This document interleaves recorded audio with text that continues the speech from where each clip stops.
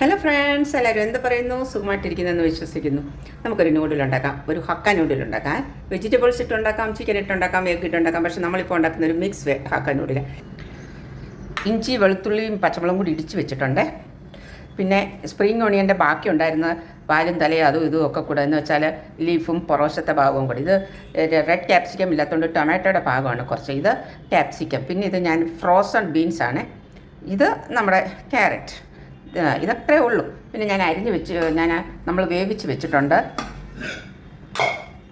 ഇത് നമ്മൾ വേവിച്ച് വെച്ചിട്ടുണ്ട്, നന്നായിട്ട് വേവിച്ച് പാകത്തിന് വേവിച്ച് അൽദണ്ടയായിട്ട് വേവിച്ച് വെച്ചിട്ടുണ്ട്. പിന്നെ നമുക്ക് ചേർക്കാനായിട്ട് ഞാൻ കുറച്ച് ചിക്കൻ ഇത് വെച്ചിട്ടുണ്ട്, ഷ്രെഡ് ചെയ്ത് വെച്ചിട്ടുണ്ട്. 1-2 പീസ് ചിക്കൻ നമ്മൾ ഉപ്പും കുരുമുളകും കൂടെ ചേർത്ത്, ഇനി ഇതെല്ലാം കൂടെ ചേർത്ത് പെട്ടെന്നൊന്ന് ഉണ്ടാക്കിയെടുക്കാം. ഓക്കെ, ബാ.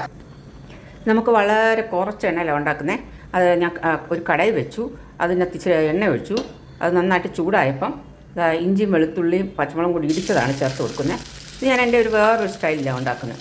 ഇത് നമുക്ക് ഏത് സ്റ്റൈലിലും ഉണ്ടാക്കാൻ പറ്റും, മനസ്സിലായില്ലേ? കുറച്ച് സ്പ്രിംഗ് ഓണിയൻ മാറ്റി വെച്ചിട്ട് നമ്മളെല്ലാ വെജിറ്റബിളും കൂടെ ഇതിനകത്തോട്ടിട്ട് കൊടുക്കാം.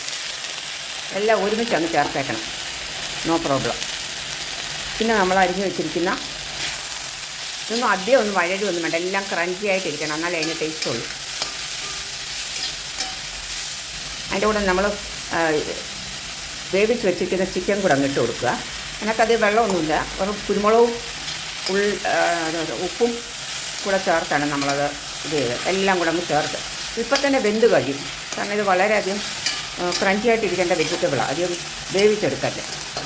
നമുക്ക് വേണമെങ്കിൽ മുളക് പൊടി, മഞ്ഞൾപ്പൊടി അതൊക്കെ ചേർക്കാം. ഞാനൊന്നും ചേർക്കുന്നില്ല.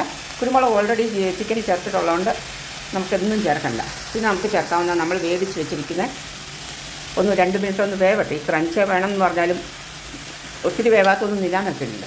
ഒരു സ്വല്പം ഉപ്പ് ഇട്ട് കൊടുക്കുകയാണ്, കാരണം വെജിറ്റബിളിന് വേണ്ടിയിട്ടുള്ള ഉപ്പ് അത്രയേ ഇടുന്നുള്ളൂ. പിന്നെ അത്രയേ ഉള്ളൂ. അതിൻ്റെ കൂടെ തന്നെ ഒരു ഇച്ചിരി സോയാ സോസ് ഒന്ന് ചേർത്ത് കൊടുക്കുക. വളരെ കുറവ് മതിയേ സോയാ സോസ്. ഒരു തൈര് വിനാഗിരിയും കൂടെ.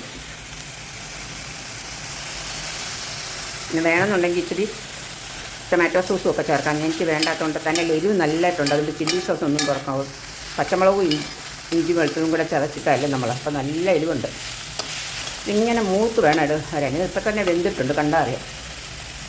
നമ്മൾ വേവിച്ച് വെച്ച ഇതങ്ങോട്ട് ഇട്ട് കൊടുക്കാം നമുക്ക്.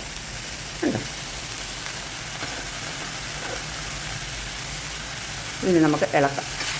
ചുറ്റുമൊക്കെ വളരെ തീ ഇനിയിപ്പോൾ കുറച്ച് വെച്ചിട്ട് ഇളക്കി അതിൻ്റെ കൂടെ നമുക്ക് ഞാൻ ഇട്ട് കൊടുക്കുന്ന ഹക്ക നൂഡിൽ മസാല അതാണ്ടില്ലേ, ഹക്ക നൂഡിൽ മസാലയും കൂടെ ചേർത്ത് നമുക്ക് ഇളക്കിയെടുക്കാം.